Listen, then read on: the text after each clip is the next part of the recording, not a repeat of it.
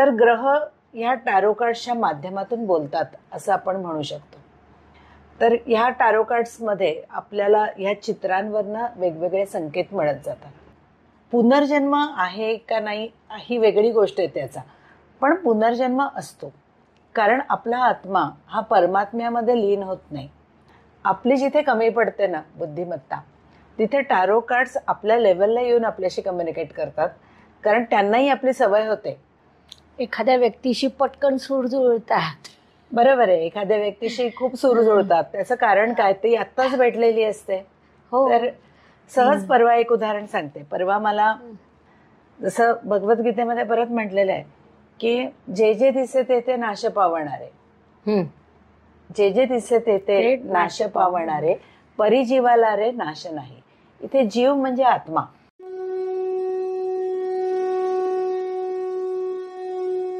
Tarot card म्हटलं की प्रत्येकाला त्याबद्दल एक उत्सुकता असते. ही उत्सुकता पॉझिटिव्ह की निगेटिव्ह हा वेगळा भाग. ज्यांनी टॅरो कार्डला समजून घेतलं, ते शास्त्र नेमकं काय आहे याचा अनुभव घेतला, त्यांना या शास्त्राबद्दल 100 काय 200% आदर आहे याचा अनेक वेळा मला अनुभव आलेला आहे. काही लोकांना या शास्त्राबद्दल माहिती नाही. त्यांना ते खेळातले पत्ते आणि टॅरो कार्ड हे सारखे वाटतात. अशाच पद्धतीने विचार करणारी मंडळी आपला व्हिडिओ पाहून, पागे मॅडमचे मागील व्हिडिओ पाहून त्या पुन्हा कधी आपल्या चॅनलवर येतील असं अनेक वेळा मागणी करत होती. आज तो योग जुळून आलेला आहे. त्यामुळे बऱ्यापैकी लोकांना माहिती आहे की आजच्या आपल्या अतिथी कोण आहेत.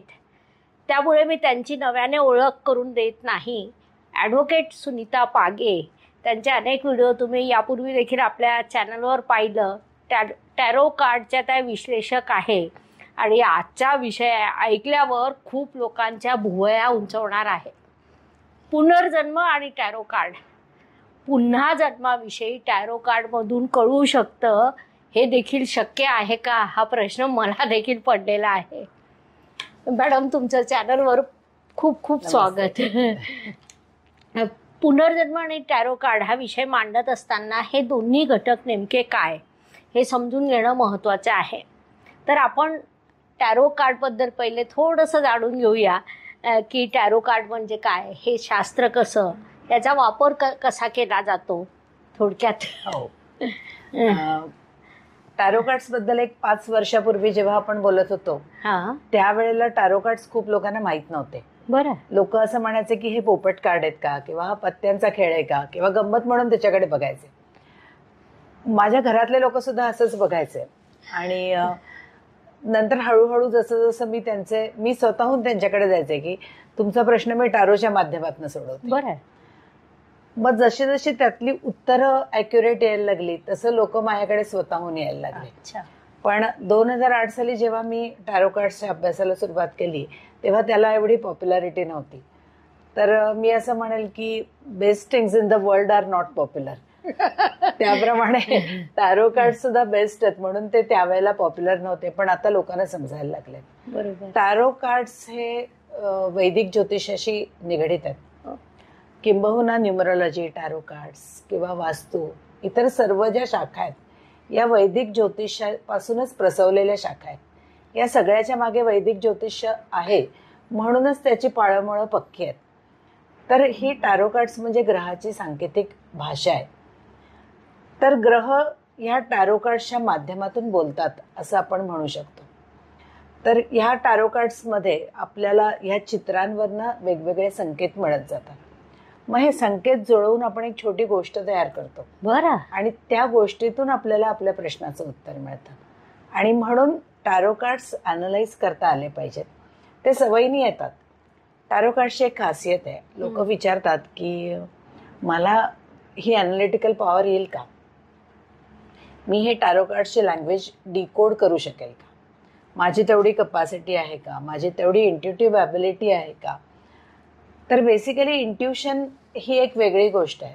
पण कुठल्याही गोष्टीचा शास्त्रशुद्ध अभ्यास करायचा असेल तर ॲनालिटिकल पॉवर लागते.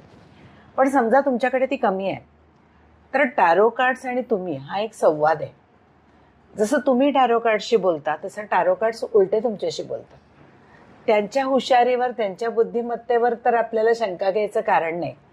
आपली जिथे कमी पडते ना बुद्धिमत्ता, तिथे टारो कार्ड्स आपल्या लेवलला येऊन आपल्याशी कम्युनिकेट करतात. कारण त्यांनाही आपली सवय होते की आपली आपली पहुंच कुठपर्यंत आहे बरं, हे त्यांना कळतं. आणि त्यामुळे आपल्याला समजेल या भाषेत ते आपल्याला गाईड करतात. आता पुनर्जन्म या विषयावर बोला.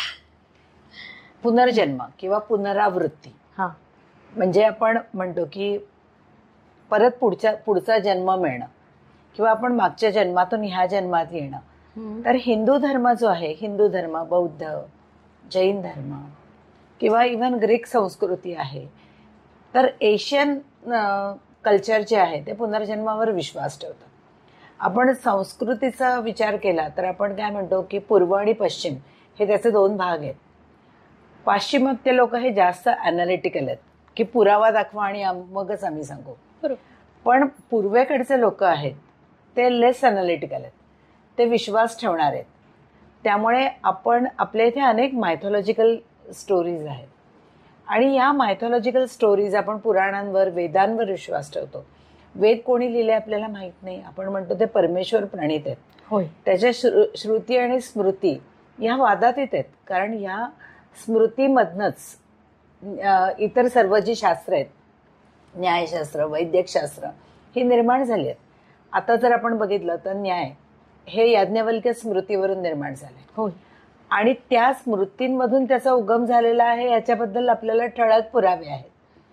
किंवा भगवद्गीता जी श्रीकृष्णाने त्रेतायुगामध्ये सांगितलेली आहे, त्याच्यामध्ये सुद्धा पुनर्जन्माचे अनेक दाखले आहेत.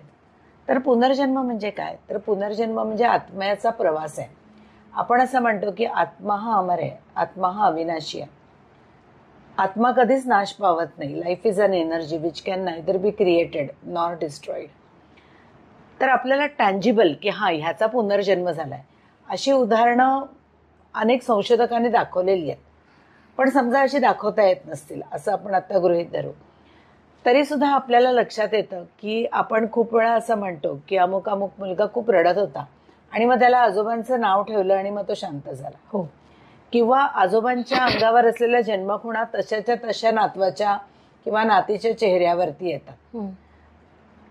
प्रत्यक्षात माझ्या मुलाच्या बाबतीत सुद्धा मी सांगते, माझ्या सासूबाई एक्सपायर झाल्या आणि त्याच्यानंतर तो 1 महिन्यामध्येच कन्सिव्ह झाला आणि माझ्या सासूबाईंना ब्रेन ट्युमर होता आणि त्यांच्या इथे अशी ऑपरेशनची खूण होती. एक्झॅक्टली तशीच खूण त्याच्या डोक्यावर इथे आहे. तर जशी ऑपरेशनची खूण होती तशीच तिथे आहे. तर पुनर्जन्म आहे का नाही ही वेगळी गोष्ट आहे त्याचा, पण पुनर्जन्म असतो. कारण आपला आत्मा हा परमात्म्यामध्ये लीन होत नाही तोपर्यंत त्या आत्म्याचा प्रवास हा चालू असतो. आणि म्हणून पुनर्जन्म आहे का? तर पुनर्जन्म आहे, माझा विश्वास आहे. आणि ह्याच्यापेक्षाही जास्त श्रीकृष्णाने भगवद्गीतेत 2ऱ्या अध्यायात सांगितलेलं आहे, जो सांख्ययोग आहे. सांख्ययोगामध्ये थोडासा भक्तियोग आहे, थोडासा कर्मयोग आहे आणि म्हणून बरेचशा गोष्टींनी परिपूर्ण असा 2रा अध्याय आहे. मराठीकरण करून सांगते.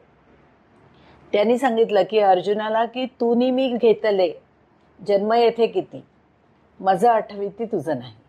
म्हणजे मनुष्याला आठवत नाहीयेत, पण कृष्णाने सांगितलं की अनेक जन्म घेतले आहेत. कृष्णाचे दशावतार हे काय आहेत? तर पुनर्जन्म आहेत. तर तुम्ही जर बघितलं तर कृष्णाचे जे दशावतार आहेत त्याच्यातली नक्षत्र बघितली तुम्ही तर 30 नक्षत्र बऱ्याच वेळा रिपीट झाली आहेत. रोहिणी नक्षत्र 3 वेळा रिपीट झालंय. बरं, स्वाती नक्षत्र पण रिपीट झालेलं आहे.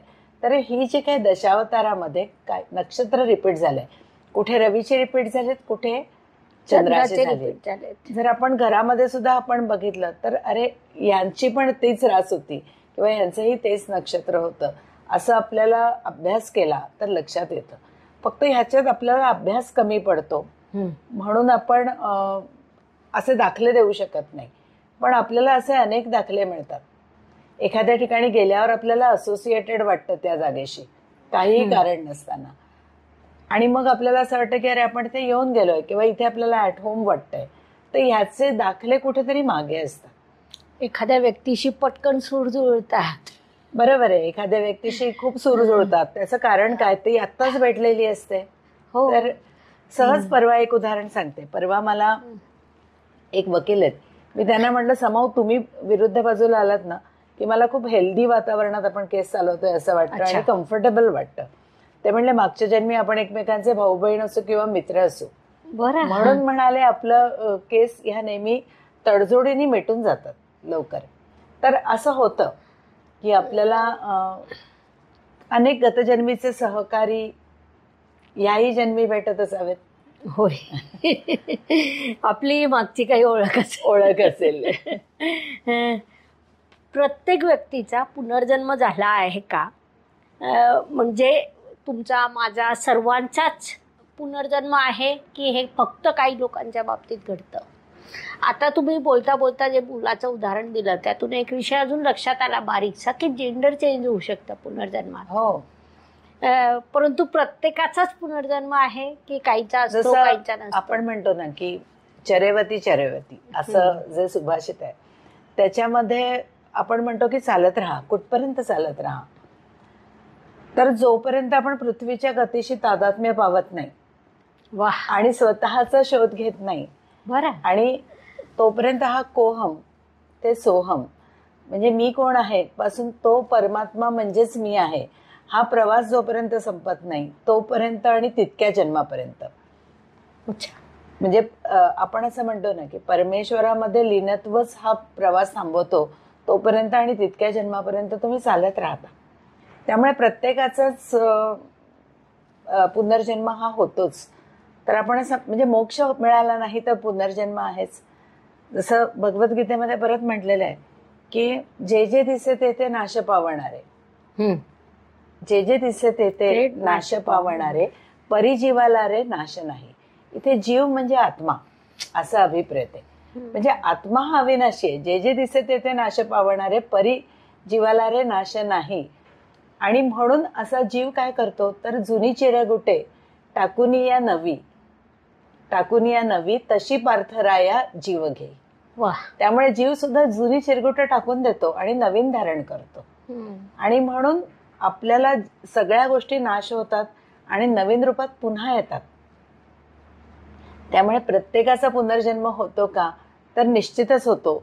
जोपर्यंत तो पुनरपि जननम पुनरपि मरणम ह्या फेऱ्यातून सुटत नाही, जोपर्यंत तो सर्व ऋण फेडत नाही तोपर्यंत त्याचा पुनर्जन्म हा होत असतो. बरोबर आहे, खूपच छान.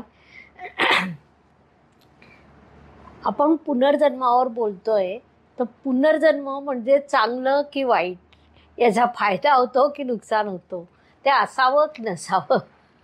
आता मुळामध्ये काही गोष्टींची अनिवार्यता मान्य केली पाहिजे. जसं आपण म्हणतो की आयुष्य हा प्रवास आहे आणि माणूस पुढे जातो, तर जीवही नवीन नवीन वस्त्र धारण करतो आणि पुढे जातो. आता जोपर्यंत त्या जीवाला एक तुर्यावस्था प्राप्त होत नाही किंवा तो मोक्ष पावत नाही तोपर्यंत जो पुनर्जन्म होणारच आहे. तर मग तो चांगला आहे का वाईट आहे ह्या किंवा फायदा आहे का तोटा आहे ह्याला काही अर्थ राहत नाही. म्हणजे आपण असं म्हणतो ना की आत्मा जो आहे तो वेगवेगळे शरीर धारण करतो. त्या शरीराला अनेक भोग असतात, पण मी आत्मा हा ह्या शरीरापेक्षा वेगळा आहे किंवा तो इतर ह्या पंचमहाभूतांपेक्षा वेगळा आहे, पापपुण्यापेक्षा वेगळा आहे, लोभापेक्षा वेगळा आहे. तो सर्व गोष्टींना जोपर्यंत साक्षीभावाने बघतो, प्रत्येक गोष्टीला तो साक्षीभावाने बघतो, त्यावेळेला तो द्रष्टा होतो. आणि मग जेव्हा तो द्रष्टा होतो तेव्हा तो समाधानाने त्याचा तो मरण पावतो. मग तेव्हा तो त्याचा मृत्यू नसतो, तेव्हा तो मोक्ष असतो. आणि म्हणून हे द्रष्टेपण येण्यासाठी आपल्याला नवनवीन अपॉर्च्युनिटी मिळणं हे चांगलंच आहे. कारण शेवटी अल्टिमेटली आपण असं काहीतरी मिळवण्यासाठीच कुठलीही गोष्ट करत असतो. तर जन्म देखील मोक्ष मिळवण्यासाठी मिळालेला आहे असं म्हणून आपण प्रयत्न केला पाहिजे. होय, खूपच छान. पुनर्जन्माचे देखील प्रकार आहेत का? आणि अशा पुनर्जन्माबद्दल तुम्हाला काही माहिती आहे का की ज्यामुळे लोकांना पुनर्जन्म या विषयाचं गांभीर्य समजून येईल? आता याच्यामध्ये प्रकार आहेत, त्याबद्दल फार असं बोलता येणार नाही आता. की जसं देव आहे, मनुष्य आहे, प्राणी आहे, किंवा ती कीटक म्हणतात त्याला, की ज्याला आपण पक्षी योनी म्हणजे असं म्हणतो, आणि भूत पिशाच म्हणजे असं. तर ह्या सगळ्या हे प्रकार आहेत की ह्यापैकी कुठून तरी तुम्ही जात असता. तर ह्याची गोष्ट मला तितकीशी आठवत नाहीये, पण मी तुम्हाला एक गोष्ट मला माझ्या मैत्रिणीने सांगितली होती की एक ऋषी होते, त्यांचा जेव्हा मृत्यू होतो तर त्यांनी अख्खं आयुष्य खूप चांगलं हे केलेलं असतं, आणि त्यांनी सांगितलेलं असतं की मी मृत्यूनंतर अमुक ठिकाणी जन्माला येईल असंही सांगितलेलं असतं. पण मृत्यूच्या वेळेला त्यांना समोर केळीच्या खांबावरती एक केळ्याचा घड दिसतो, केळीच्या झाडावरती, आणि त्याच्यावरती एक कीटक असतो, आणि त्याला तो म्हणतो की हा कीटक किती भाग्यवान आहे, हे केळीचा जो रस आहे तो शोषतोय तो, आणि किती छान त्याला वाटतंय. त्या क्षणी त्याच्या मनामध्ये मोह निर्माण होतो, आणि पुढचा जन्म त्याला त्या कीटकाचा प्राप्त होतो. तर असं असतं. आणि म्हणून मृत्यूचा जो क्षण आहे, आता आपण ऍस्ट्रॉलॉजीमध्ये पण म्हणतो की मृत्यूच्या क्षणाची ना आयुष्यभर तयारी करावी लागते. आपण असं म्हणतो की मृत्यूचं नाव नको घ्यायला, कशाला मृत्यूचं नाव घेतात, तसं बोलू नको असं आपण नेहमी म्हणतो. पण मृत्यूचा क्षण हा सगळ्यात मोठा परीक्षेचा क्षण आहे, कारण त्या क्षणाला तुम्ही पुढच्या जन्मात काय काय घेऊन जायचंय हे तुमचं ठरत असतं. कारण ज्या वेळेला एक आयुष्य संपत असतं तेव्हा नवीन आयुष्य उदयाला येत असतं, तिथे कुठला बॅगेज घेऊन जायचं हे ठरत असतं. आणि म्हणून आपण असं म्हणतो ना की मोक्ष त्रिकोण आपण जेव्हा 4-8-12चा म्हणतो, तर कुठल्याही स्थानापासून 5वं स्थान हे त्या स्थानाची क्रिएटिव्हिटी दाखवते. तर चतुर्थ स्थान ही मोक्ष त्रिकोणाची सुरुवात आहे, तर त्याची क्रिएटिव्हिटी ही मृत्यू स्थानावरनं कळते. वा. तर चतुर्थाचं पंचम येते, आणि म्हणून आपण असं म्हणतो ना की ती क्रिएटिव्हिटी, ती मुवमेंट ही क्रिएटिव्ह मुवमेंट आहे, कारण त्यावेळेला नवीन जन्म क्रिएट होत असतो. आणि म्हणून काय नक्की नेमकं पुढे घेऊन जायचं हे आपल्याला लक्षात आलं पाहिजे. मग तुम्ही ग्रजेस पुढे घेऊन जाणार असाल तर मग तुम्हाला ते कोणीतरी तुमची देणी देणार असेल तर माफ करून टाका. आणि माफ करणं हे त्या क्षणी जमण्यासाठी आयुष्यभर प्रॅक्टिस पाहिजे, की तुम्हाला का गिल्ट घेऊन जाणार आहात तुम्ही, कधीतरी स्वतःलाही माफ करावं लागतं, दुसऱ्यालाच असं नाही, नाहीतर तुम्ही तो गिल्ट कॅरी करता. तर ह्या सगळ्या गोष्टी आपल्याला सोडून काय द्यायचं हे आपल्याला कळलं तर व्ययस्थान मजबूत होईल. आणि म्हणून शेवटी 4-8-12 हा सगळा त्रिकोण आहे, सगळे एकमेकांच्या नवपंचम योगात आहे. त्यामुळे सोडून काय द्यायचं हे जर आपल्याला कळालं तर ती मृत्यूची मुवमेंट आहे ती क्रिएटिव्ह होते. ती क्रिएटिव्ह झाली तर पुढचा जन्म चांगला मिळतो. एक पुस्तक वाचलं होतं बरं का, कॉन्व्हर्सेशन विथ द गॉड, मी बऱ्याच वेळेला म्हणते. तर त्याच्यामध्ये तो जो असतो तो माणूस असं स्क्रिबल करतो, काहीतरी लिहित असतो, त्याला असा खूप राग आलेला असतो देवाचा की तू खरंच आहेस का, आणि असशील तर मग मला हे इतके त्रास का होतात, मी सगळ्यांशी चांगलं वागतो. तर मग तो देवाशी लिहिता तोच उत्तर लिहायला लागतो आपोआप, आणि ते इतकं पटपट होतं आणि ते अक्षर बदलतं, आणि मग त्याच्यामध्ये त्याला लक्षात येतं, म्हणजे ही फॅन्टसी असेल किंवा खरी गोष्ट असेल, पण पुस्तक एकदम सुंदर आहे 4 खंडामध्ये. तर त्याच्यामध्ये त्यांनी म्हटलंय की देव असं त्याला म्हटला की अरे तुला ह्या जन्मातला आठवतंय, पण हा माणूस मागच्या जन्मात तुला भेटला होता तेव्हा तू त्याला त्रास दिला होतास. त्यामुळे किंवा एखाद्या वेळेला आपल्याला कळत नाही की इतके लोक माझ्याकडनं पैसे घेऊन गेले किंवा मी इतक्या लोकांच्या मदतीला आलो असं आपल्याला जे वाटतं, तर ते आपलं ऋण आहे जे आपण आत्ता चुकतं करतोय, मागचं आपल्याला आठवत नाही. जसं मगाशी मी म्हणलं की कृष्ण म्हटलं अर्जुनाला, तू न मी घेतले जन्म येथे किती, माझं आठवती तुझं नाही, त्याप्रमाणे तुला आठवत नाहीये. पण मग आपल्याला लक्षात येतं की आपण कर्माचे फक्त बांधील आहोत, बाकी काय होईल किंवा का होईल किंवा का घडतंय हे आपल्याला ह्याची कारणं बऱ्याच वेळेला गतजन्मात असू शकतात. खूपच छान. आणि तुम्ही आता हा जो मुद्दा मांडला की मृत्यूच्या क्षणाची प्रॅक्टिस करा, तो खूप प्रबळ आहे. आणि महामृत्युंजय मंत्रामध्ये त्या क्षणाचं एक सुंदर स्वरूप व्यक्त केलेलं आहे. त्या विषयावर पण आपण कधीतरी बोलू. आज आपण पुनर्जन्म काय बंधनात मृत्यूवर मुक्षीय मामृतात तसं आहे ते. की काकडी जशी सहज गळून पडते तितकं सहज आपल्याला या जीवनापासून अलिप्त होता आला पाहिजे. आपल्या हिंदू धर्मात तर आपण पुनर्जन्म मानतो, परंतु हिंदू धर्माशिवाय इतर कोणकोणत्या धर्मात पुनर्जन्म मानल्या जातं? बौद्ध धर्मात मानतात, जैन धर्मात मानतात, आपण ग्रीक संस्कृतीमध्ये पण बघितलेलं आहे. त्यामुळे बऱ्याच ठिकाणी पुनर्जन्म हा मानला जातो. त्यामुळे बरेच जण हे पुनर्जन्म, प्रत्यक्षात कसं आहे की धर्म पुनर्जन्म मानतो, पण हिंदू धर्माचे सगळे लोक पुनर्जन्माला मानत असतील असं नाही. तर आपण असं म्हणतो की एखाद्या गोष्टीचं जेव्हा आपण इंटेलेक्च्युअलायझेशन करणं हे चांगलं असतं. आपण एखादा कॉन्सेप्ट चुकीचा आहे असं म्हणतो, जसं टॅरो कार्ड्स चुकीचे आहेत असं अनेक लोक म्हणतात की छे या पत्त्याच्या खेळातनं काय समजणार आहे. पण मुळामध्ये त्यांनी टॅरो कार्डचा अनुभव किती वेळा घेतलेला असतो. त्यामुळे अनुभव न घेता एखादी गोष्ट नाहीये ती चुकीची आहे कारण ती प्राचीन आहे असं म्हणणं चुकीचं आहे.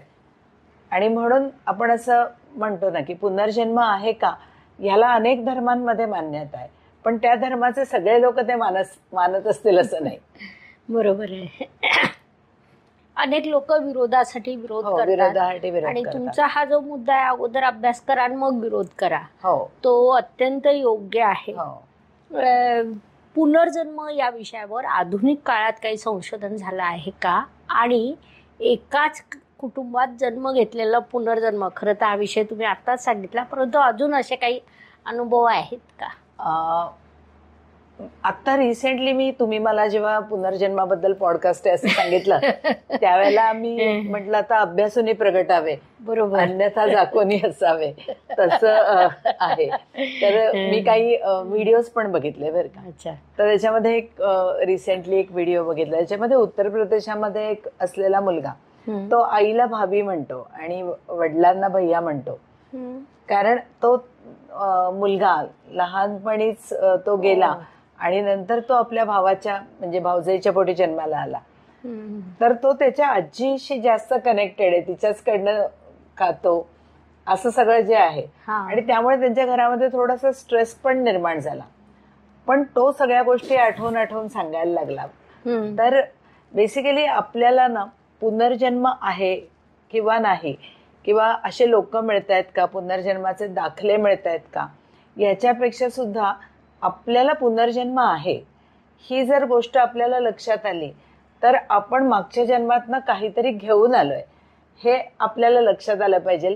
की ज्या गोष्टी आपल्याजवळ आहेत, शिदोरी म्हणून आहेत, किंवा आपल्याला काही फेडायच्या आहेत, ह्या गोष्टी लक्षात येतात.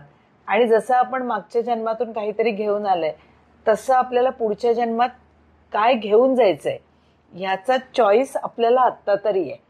आणि म्हणून पुनर्जन्म आहे असं गृहीत धरलं तर आपल्याला निदान हे आयुष्य तरी एक व्हॅल्यूज घेऊन जगता येतं की कुठेतरी हे कधीतरी आपल्याला फेडायचंच आहे असं. खूपच छान. तुम्ही कार्डाच्या मदतीने देखील पुनर्जन्माची माहिती घेतली, तर काहीतरी वेगळं मिळवावं, काहीतरी ज्ञान प्राप्त करावं यासाठी घेतली की अजून त्याविषयी काही माहिती मिळाली?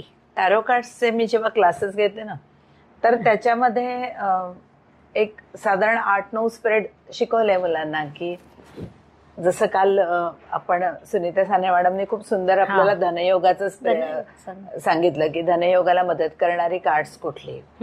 पण आता तशीच मी असे एक 5-6 जे आपले ऐहिक प्रश्न असतात, घर कधी होणार, मुलं कधी होणार, लग्न कधी होणार, किंवा प्रमोशन कधी होणार, पैसे कधी मिळणार, हे एक जे सगळ्यांना आपल्याला जिव्हाळ्याचे प्रश्न असतात ते प्रश्न शिकवून झाले की मी एक प्रश्न घेते नेहमी की जो असा पुनर्जन्माशी निगडीत आहे.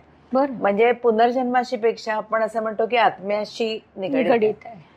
की आपण असं म्हणतो ना की एखादी आपली आत्मिक इच्छा आहे असं आपण म्हणतो, आणि आपण एखाद्या गोष्टीत म्हणतो की मला मनापासून असं वाटतं. तर ही आत्मिक इच्छा आहे ना आणि मनापासून वाटतं, ह्या दोन वेगळ्या वेगळ्या शेड्स आहेत. आत्मिक इच्छा ही खूप खूप स्ट्रॉंग असते. आता ही आत्मिक इच्छा जी असते ना ती तुमचा आत्मा अनेक वर्षांपासून तो ती घेऊन आलेला असतो.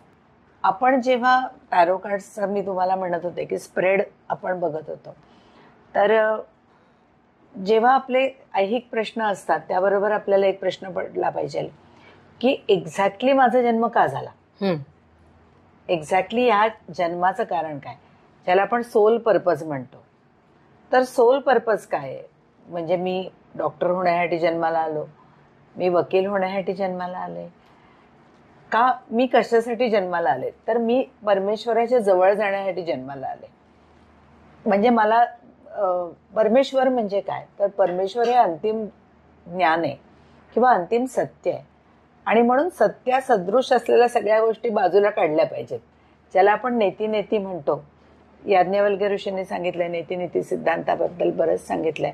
त्याप्रमाणे इतर जी कणसाची टरफलं काढतो तसं जर आपण काढलं तर आपल्याला कोर ट्रूथ मिळेल. त्या कोर ट्रूथच्या जितकी टरफलं काढता येतील या जन्मामध्ये तेवढी काढता आली पाहिजे. तर टॅरो कार्डच्या मदतीने आपण आपली सोल पर्पज काय आहे हे आपण शोधण्यासाठी स्प्रेड मांडता आला पाहिजे.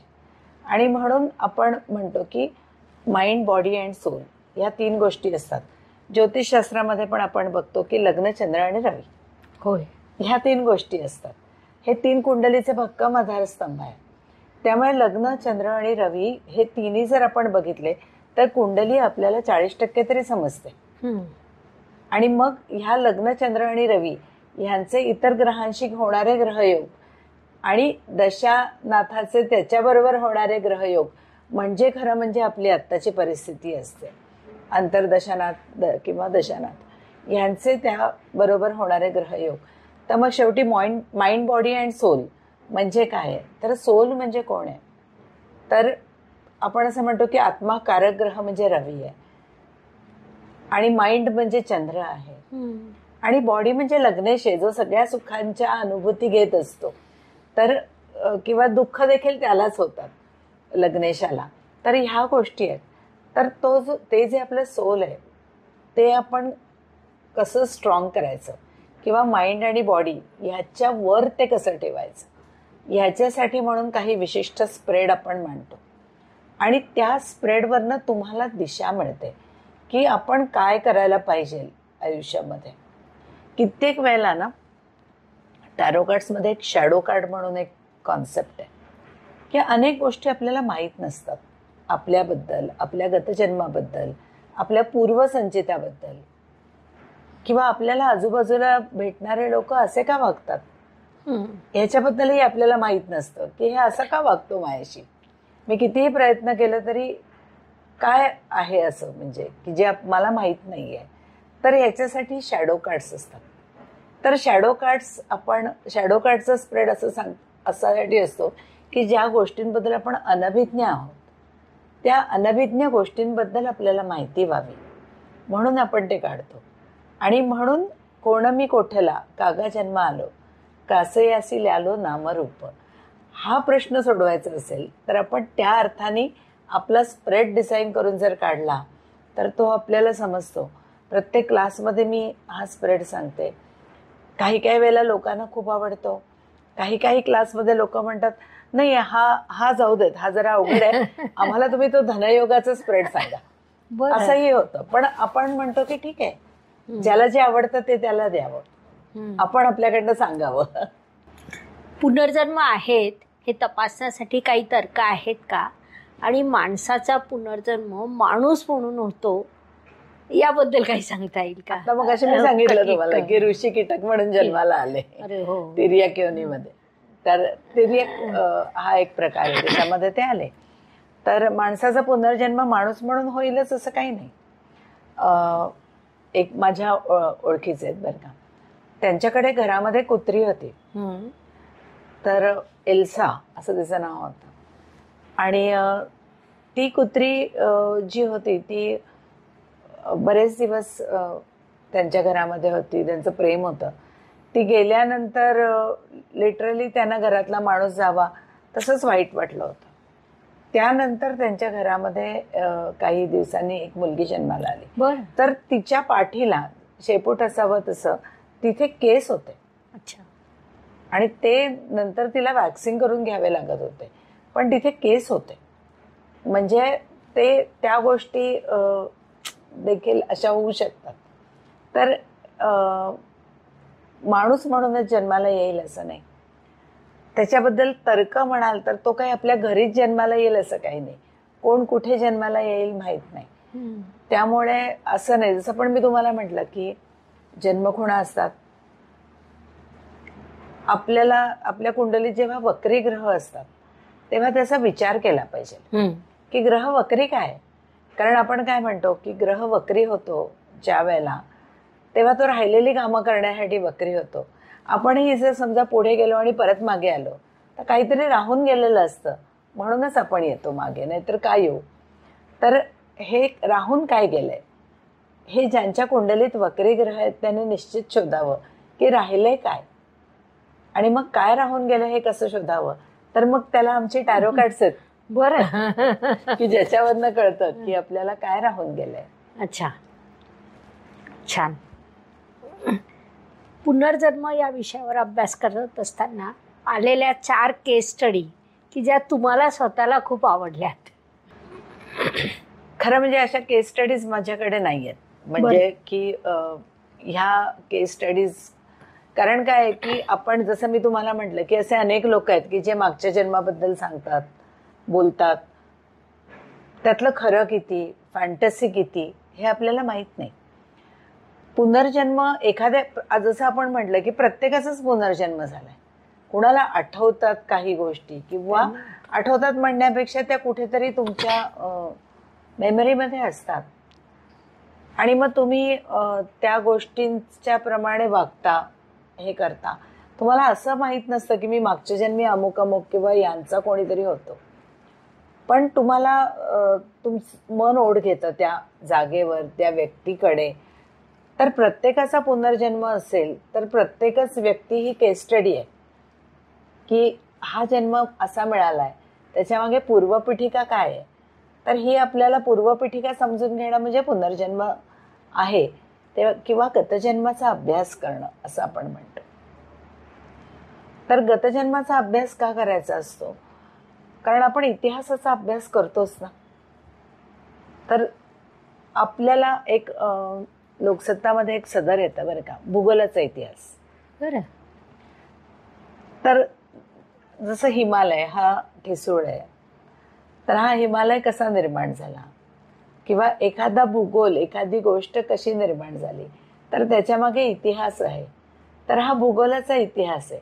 तसा हे भूगोलाचा इतिहास आहे पुनर्जन्माचा अभ्यास म्हणजे. बरं. तर आपल्याच इतिहासाचा अभ्यास करणं, की जेणेकरून आपण काय करतो की आपण आत्ताच्या परिस्थिती, we make a peace with it, की आत्ता एखादी गोष्ट का घडली आहे, हे जे मनात उसळणारे प्रश्न आहेत ना, त्या प्रश्नांची उत्तरं आपल्याला इतिहासात मिळतात. आणि मग we make a peace with it, की हा ठीक आहे, हे असं आहे म्हणून असं आहे. तर ते कॉन्व्हर्सेशन गॉड विथ गॉड, त्याच्यामध्ये तसंच आहे की तो म्हणतो बघ मागच्या जन्मी तू त्याला असाच त्रास दिला होता आणि तू त्याला तो त्रास दिला होतास म्हणून तुला हा आत्ता त्रास होतोय. तर तू जर आता परत त्याला त्रास दिलास किंवा त्याचा सूड उगवायचा प्रयत्न केला किंवा मनामध्ये ती भावना ठेवली, तर पुन्हा तुमच्या दोघांचं कनेक्शन, अनहेल्दी कनेक्शन, हे तुला पुढच्या जन्मात घेऊन जाईल. आणि म्हणून आपण असं म्हणतो की सोडून द्यावं, कारण ते पुढच्या जन्माला कारण होतं. असं म्हणून काही गोष्टी या सोडून द्यायच्या असतात. आणि म्हणून तर व्ययस्थान आहे. हो. जसं काल सर म्हणले, मला वाटतं की एखाद्याचं व्ययस्थान किती प्रबळ आहे, तर तो किती गोष्टी सोडून देतो, त्याच्यावर तर मोक्ष अवलंबून आहे. होय. आयुष्य कसं खर्ची टाकतो. पॉडकास्टमध्ये आपण काही कठोर प्रश्न देखील घेतो. जसं काही लोक म्हणतात टॅरो कार्ड म्हणजे पत्त्यांचा खेळ, यांना रोखठोक काही उत्तर देता येईल का? हो. परवा सुप्रिया सुळेची मुलाखत झाली होती. तिला रोखठोक प्रश्न अजितदादांबद्दल विचारले, तर ती म्हणाली रामकृष्ण हरी. तसं पहिलं उत्तर म्हणजे रामकृष्ण हरी. दुसरी गोष्ट म्हणजे काय की जे म्हणतात की टॅरो कार्ड्स म्हणजे पत्त्यांचा खेळ, तर पत्त्यांचा खेळच आहे ना. जसं आपण म्हणतो की ग्रह तारे हा पण एक खेळ आहे. आपलं आयुष्य म्हणजे सुद्धा हा एक खेळ आहे. आपल्याला असं वाटतं की आपण आपलं हे आयुष्य आहे, पण हा खेळ आहे एक प्रकारचा. तर टॅरो कार्ड्स हा पत्त्यांचा खेळ आहे म्हणून तरी खेळून बघा. खेळून तर बघा, म्हणजे कदाचित तुम्हाला हा खेळ आवडेलही. बरोबर. आणि मग हा एकदा आवडला तुम्हाला तर तुम्ही नकळत तुमच्या प्रेमात पडाल. तर टॅरो कार्ड्स बद्दल टीका करणारे लोक जे आहेत ना, तर दुर्जनम प्रथमम वंदे, त्याप्रमाणे त्या लोकांचं आपण पहिल्यांदाच स्वागत करू. तर त्यांनी यावं ना. आता तुम्ही बघितलं असेल तर अनेक असे समाज सुधारक असतात की ते म्हणतात काहीतरी, दाते सर नेहमी म्हणतात, उदाहरणार्थ तुम्हाला सांगे की दाते सर म्हणतात की ज्योतिषी अंधश्रद्धा आहे, पंचांगी अंधश्रद्धा आहे, टॅरो हा पत्त्यांचा खेळ आहे, असे लोक बोलतात. तर ते म्हणले की फेअर अँड लवलीच्या जाहिरातीमध्ये 7 days चॅलेंज असतं, 1 week चॅलेंज. तर म्हणाले ही अंधश्रद्धा नाहीये का? 1 आठवडा फेअर अँड लवली लावल्यावरती लोक गोरे झाले असते खरंच. तर मग तर ती जशी अंधश्रद्धा आहे तर मोठी अंधश्रद्धा आहे. तर तिथे तर तुम्ही सायंटिफिक स्टडी करून ते तयार केलेलं असतं. तर हे असं आहे की तुम्हाला जर असं वाटत असेल हा पत्त्यांचा खेळ आहे, तर तुम्ही खेळून तर बघा. मग तुम्हाला लक्षात येईल की ह्या 78 कार्ड्समध्ये सगळं माणसाचं आयुष्य सामावलेलं आहे. याचं आयुष्य, आता आपण म्हणतो की द फूल. आता बुद्धिझम मध्ये झोरबा नावाची एक कॉन्सेप्ट आहे. तर झोरबा म्हणजे काय? झोरबा द बुद्धा असं म्हणतात. तर झोरबा म्हणजे काय? तर झोरबा म्हणजे टॅरो मधला द फूल. हा द फूल म्हणजे काय की जो शून्यातून आयुष्य सुरुवात करतो. प्रत्येक वळणावर नव्याने भेटतो, प्रत्येक वळणावर स्वतःला नव्याने भेटतो. जसं प्रत्येक जन्मात आपण स्वतःला नव्याने भेटतो, परत आपल्याला एक अपॉर्च्युनिटी मिळते आणि आपण मागच्या जन्मातलं आपल्याला काहीही आठवत नसतं. त्यामुळे हेवे दावे रुसवे फुगवे राग लोभ काही आठवत नसतं आपल्याला. आणि आपण नव्याने त्या माणसांना भेटतो, नव्याने सुरुवात करतो. कुठलेही पूर्वग्रह नसतात आपल्याकडे आणि त्या वळणावर तो परत आपल्याला नवीन आयुष्य मिळालंय अशा प्रमाणे तो अनुभवतो. तर प्रत्येक टॅरो कार्ड हे द फूलच्या आयुष्यातलं एक नवीन वळण आहे. त्या वळणाला तो नव्याने सामोरा जातो आणि म्हणून कुठलेही पूर्वग्रह नसल्यामुळे मला खूप माहिती आहे किंवा मला हे येतंय असा अभिनिवेश न ठेवता तो नव्याने आयुष्य जगतो. बरं. आणि त्यामुळे आपण असं म्हणतो की हा द फूल आहे, हा झोरबा आहे, हा नवीन अनुभव घेतो प्रत्येक वळणावर. आणि हे अनुभव घेता घेता त्याला लक्षात येतं की हे जे मी अनुभव घेतोय एवढंच आयुष्य नाहीये, तर आयुष्य याच्यापेक्षा खूप वेगळं आहे. आणि त्या प्रवासात त्याला एक एनलायटनमेंटचा क्षण येतो. तो क्षण बुद्ध होण्याचा असतो, झोरबापासून बुद्ध होण्याचा असतो. त्यांनी असं म्हणलेलं आहे की बुद्ध म्हणजे मग सर्वज्ञानी असं त्यांना म्हणायचं नाहीये टॅरो कार्ड्समध्ये. त्या क्षणाला तुमच्या आयुष्यामध्ये एक काजवा चमकतो, काहीतरी तुम्हाला समजतं. तर जसं योग वसिष्ठामध्ये विद्या आणि अविद्या हे असे 2 कॉन्सेप्ट आहेत की मला येतंय, आता मला नाही शिकायचं, मला जमलं, मी आता एक्सपर्ट झालो असं वाटतं. त्याच वेळेला अविद्या जन्माला येते. म्हणजे पाण्यातून बुडबुडा फुटावा आणि मग परत लक्षात येतं त्याला फुलला की अरे मला जे येतंय असं वाटत होतं ते नाही, इथे मी चढून आलो तर फक्त एक बेंड होता, अजून मला पुढचं वळण क्रॉस करायचंय. आणि मग परत मला शिकायचं ही भावना निर्माण होते, तेव्हा पुन्हा विद्या जन्माला येते. तर विद्या आणि अविद्या ही एकाच वृक्षाची 2 फळं आहेत आणि अविद्येतूनच विद्या जन्माला येते आणि विद्येतूनच अविद्या पुन्हा जन्माला येते. तर असा हा द फूलचा प्रवास आहे. आणि हा द फूलचा प्रवास जो आहे त्यात तो असंख्य जन्म घेतो. म्हणजे एकाच ह्या जन्मी जणू फिरूनी नवी जन्मनमी असे असंख्य जन्म होतो. पुनर्जन्म व्हायला मरावंच लागतं असं नाही. टॅरोमध्ये फिजिकल डेथ नाहीये. टॅरोमध्ये आपण जेव्हा डेथ या कार्डमध्ये सुद्धा फिजिकल डेथ अभिप्रेत नाहीये.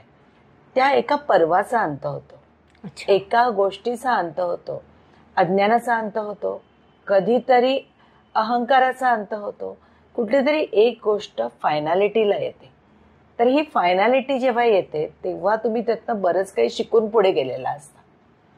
आणि मग तुम्ही जेव्हा फायनॅलिटीला येते तेव्हा you make a peace with it.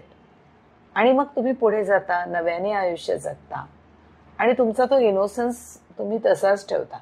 ती फायनल नाही झाली ना तर तुम्ही ते ग्रजेस ठेवता मनात. तुम्ही ती फायनल करता, तुम्ही ती कन्क्लूड करता, तुम्ही ती विसरता आणि नव्याने जन्माला येता. डेथमध्ये हेच तर अभिप्रेत आहे.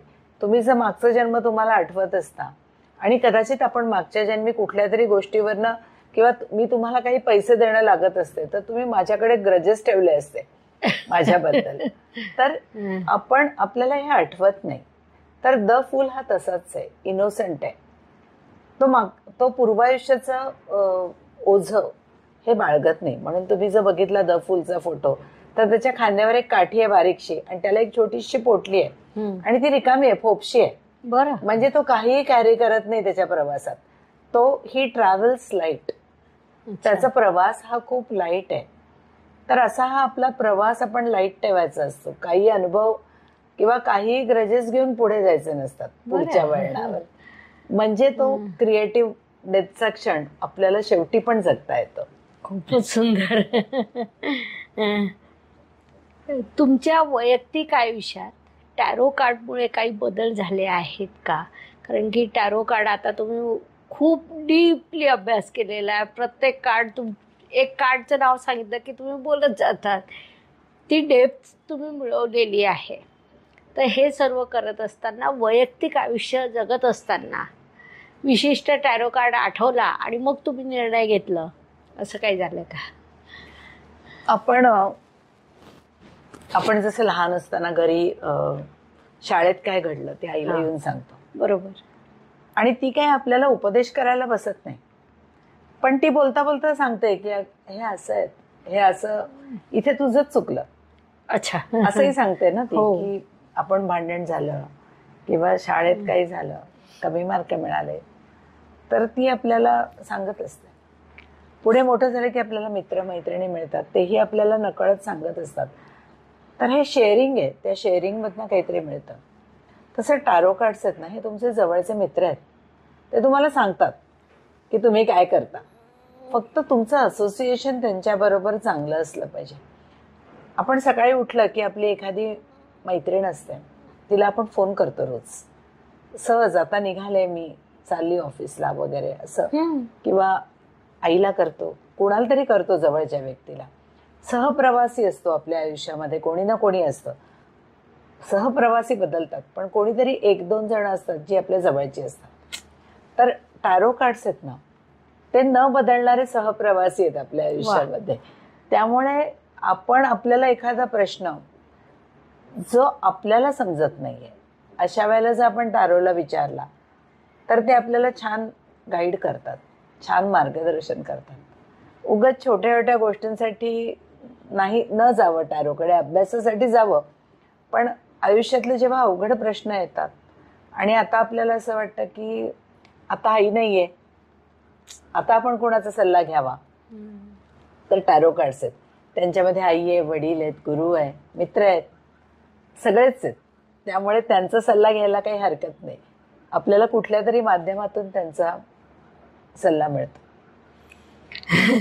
खूपच छान. भारतीय वैदिक शास्त्र त्याच्या कितीही पद्धती असल्या तरी त्या सगळ्या एकमेकांशी संबंधित आहे आणि हे आपल्याला वारंवार सिद्ध होतं. मागे आपण मालिका चालवली होती की माझा जन्म याच राशीत का झाला. ती मालिका तुम्हा सर्वांना खूप आवडली होती.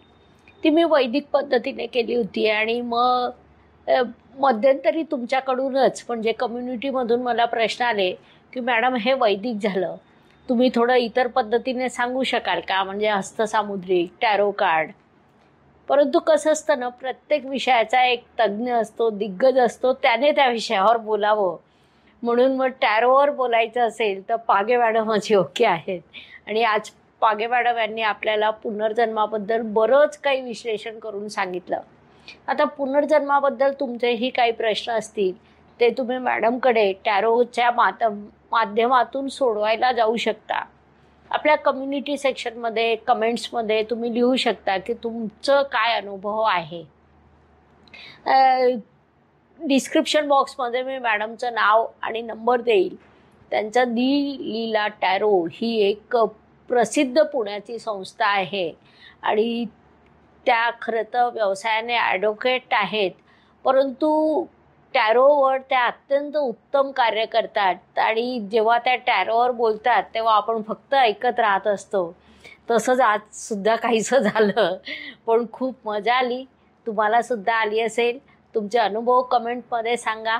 डिस्क्रिप्शन बॉक्समधून मॅडमचा नंबर घ्या, मॅडमला कॉन्टॅक्ट करा आणि तुम्हाला जर इच्छा असेल की मॅडमने पुन्हा आपल्या चॅनलवर यावं तर 1000 कमेंट आल्या की मी मॅडमला आमंत्रित करेन. आपण याल ना? हो, निश्चित.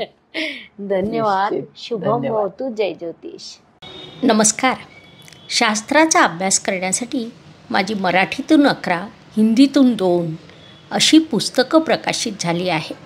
विशेष बाब म्हणजे मी स्वतः संशोधित केलेली ज्योती जोशी पद्धती अर्थात जे पद्धती या विषयावर स्वतंत्र ग्रंथ उपलब्ध आहे, त्याचा देखील लाभ घ्यावा. यूट्यूबची कार्यप्रणाली ही मुख्यतः लाईक, शेअर आणि सबस्क्राईबवर चालते. Please like, share and subscribe the channel. धन्यवाद. शुभम भवतु. जय ज्योतिष.